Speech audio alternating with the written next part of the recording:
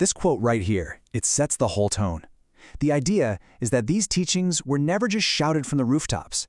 They were kept secret, passed down carefully from a master to a student, and only when that student was really, truly ready to get it. And the wisdom itself? It's all attributed to this legendary figure from ancient Egypt, Hermes Trismegistus, often called the Thrice Great. He's seen as the father of all this hidden wisdom, laying the groundwork thousands of years ago. All right, now for the first and honestly the most fundamental principle of them all. This is the bedrock. Everything else we're going to talk about is built right on top of this one idea.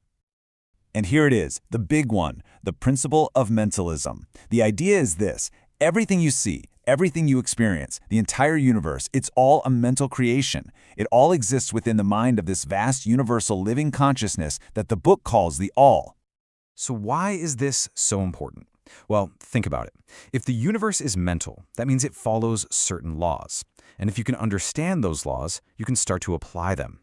That is why this is called the master key. It means reality itself isn't fixed. It can be influenced by your mind. Okay, so if the universe is a mental game, what are the rules? The Kybalion actually lays out 7 main principles. But right now, we're going to focus on 3 of the most powerful ones. We're going to dive into vibration, polarity, and rhythm. And trust me, once you understand these 3, you got a whole new framework for how this mental universe actually works. First up, vibration. The Kybalion says that nothing is ever truly standing still. Everything, and I mean everything, is in constant motion, constantly vibrating. Even a solid rock is really just a swarm of atoms buzzing at a super low frequency.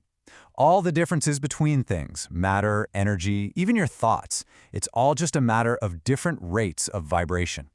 Next up, polarity. Now, this one is a real brain twister. It says that opposites aren't really separate things. They're actually just 2 extremes of the exact same thing. They just differ by degree, kind of like the 2 ends of a single stick. This hits home when you think about emotions. We tend to think of love and hate as totally separate forces, right? But this principle says, no, they're just 2 poles on one single spectrum of feeling. That means hate isn't some unique thing. It's just a different vibration on the same scale where love exists. The same goes for courage and fear.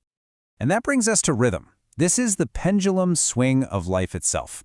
Everything moves back and forth between those 2 poles we just talked about in a constant, measurable rhythm. It flows out, it flows in. It rises, it falls. You see it in the ocean tides, in the rise and fall of nations, and you definitely feel it in your own energy levels, that swing from a super productive high to a time when you just need to rest.